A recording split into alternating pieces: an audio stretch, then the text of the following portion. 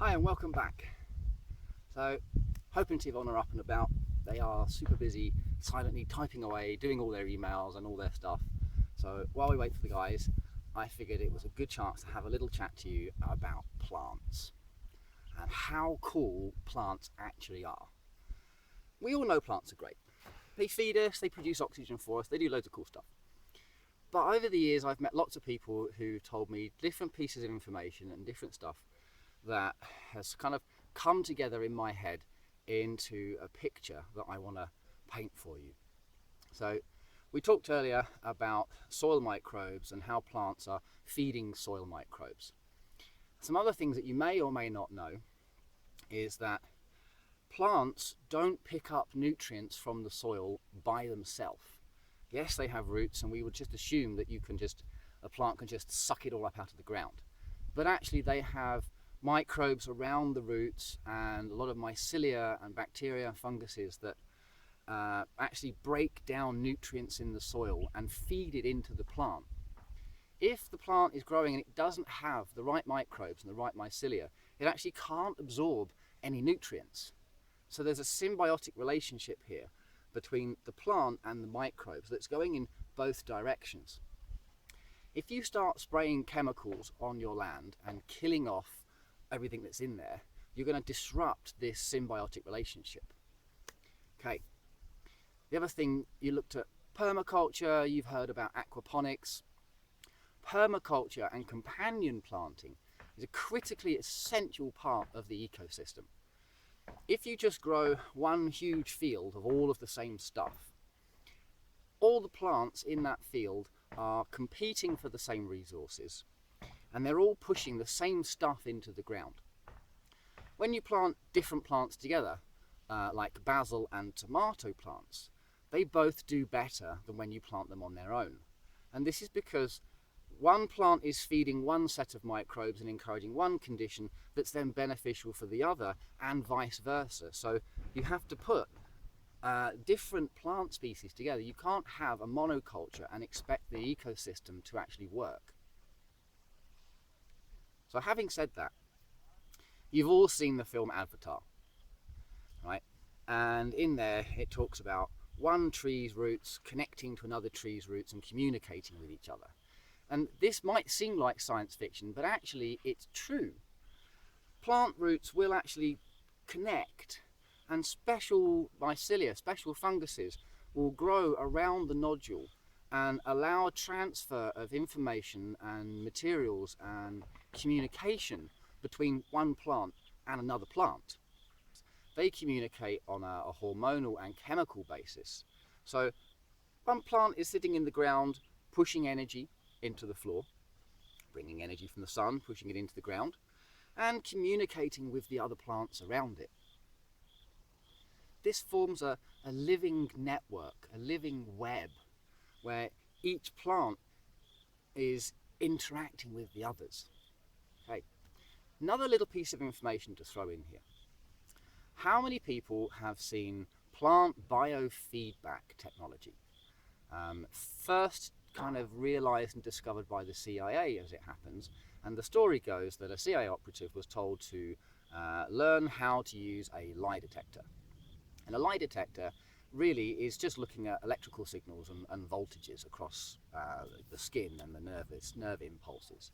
So the story is that this operative was told, learn how to use a lie detector, and he's playing around with everybody in the offices and with himself, but he doesn't have any true empirical readings from anyone because they're all trying to play a game.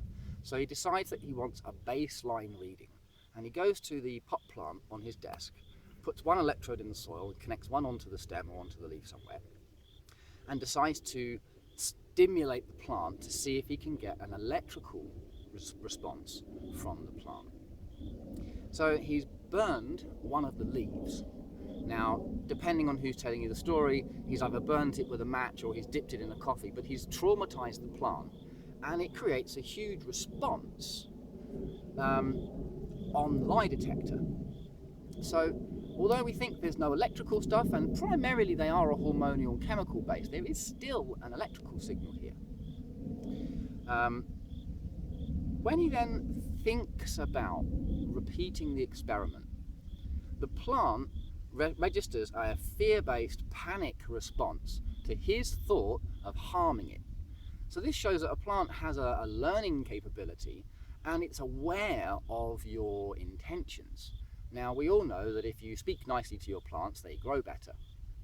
Studies have shown if you're nice to your plants, they grow better. If you're horrible to your plants, they don't grow so well. And if you completely ignore them, they do even worse. So other people have then started to study this effect and this principle. One of the forerunners in this is actually a group in Italy called the Damanhur. If you don't know who the Damanhur are, I suggest you go and have a look at their websites and their stuff.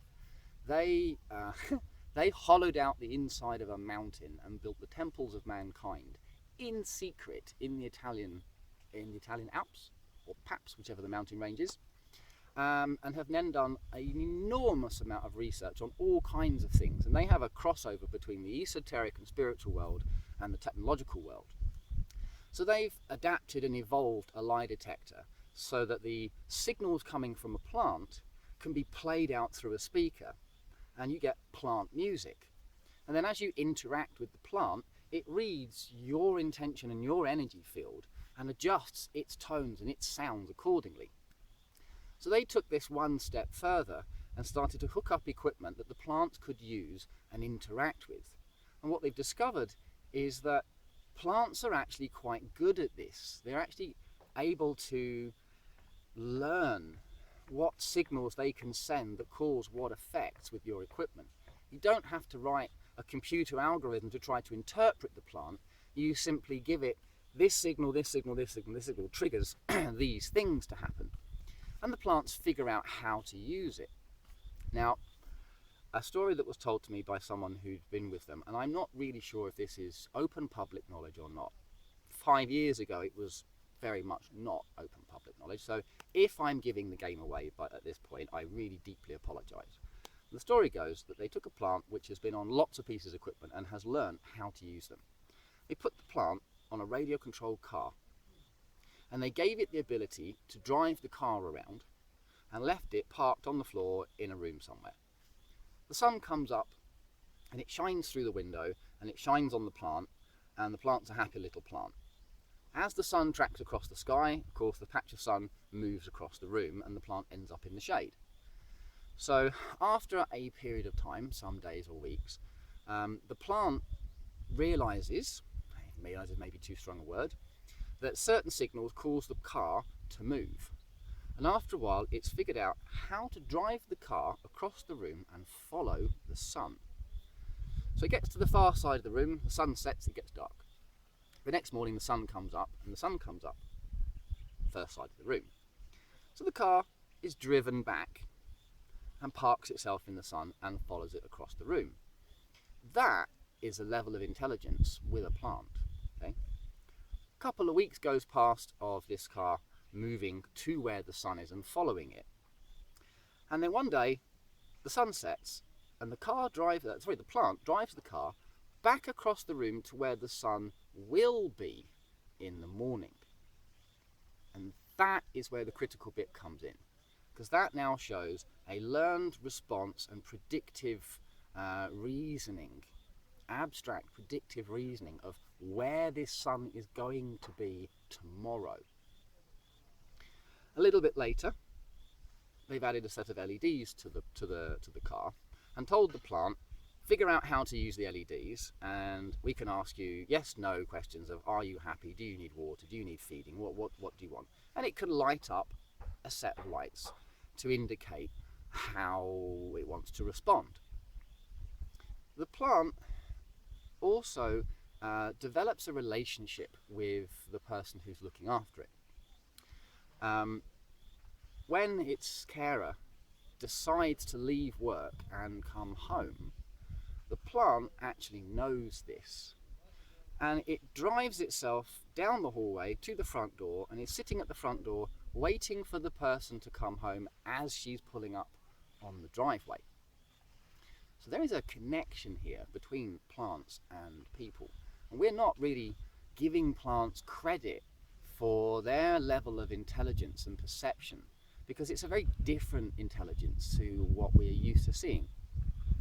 They've also done experiments where somebody has had an accident, and the plants that they are caring for have registered a panic response in the lab when their carer has had an accident on the other side of the world.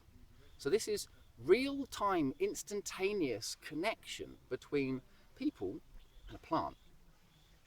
Now, if you then take this back a step, and maybe I should give you a moment to digest that, because a lot of vegetarians and vegans out there might be having a bit of an issue with the fact that their carrot is actually aware of their intention to cook it, right?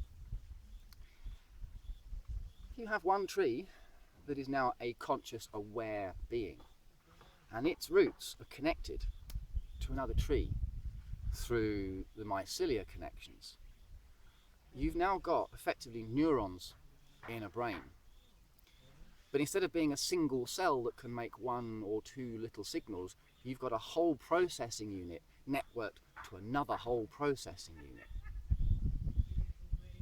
A forest has an intelligence level far greater than any individual human being or animal on this planet.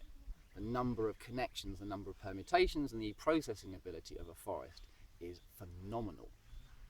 So now you have a situation where an entire conscious, aware, supercomputer, conscious, collective being is gathering energy from the sun and harvesting carbon dioxide from the air, pumping it into the ground, pumping electrons into the ground, generating a living biofield that is communicating with itself, that is feeding the microbes in the ground, that is feeding the bacteria and sustaining an environment. So when you're looking at how do I grow my food, how do I feed my animals, how do I live on this piece of land, do you want to create a monoculture sprayed with chemicals, kill off all the microbes, kill off all the bacteria, detach each individual plant from the others by preventing its communication? Or do you want to put multiple species together and encourage soil micro conditions to allow for this communication, and then to actually talk to your plants and tell them what is going on? If you're projecting to them, it's just a plant, it doesn't matter, I'm going to harvest this carrot and then I'm going to eat it and intentionally consume its life force, how do you think this carrot feels and perceives you? If you're growing your food and you put the correct nutrients into the soil and you encourage all the connections, you feed it the Ormus, you feed it like manure and culture the ground, and you don't plough through and you don't rip all this system apart, and you work with a biodiversity, and you tell your plants, I will help you, I will make the best possible conditions for you to grow in. And when you have finished growing, you thank them for giving of their life force and giving of themselves to feed you. What do you think is the difference between these two ways of perceiving our environment and treating our ground and running our farms and producing our food?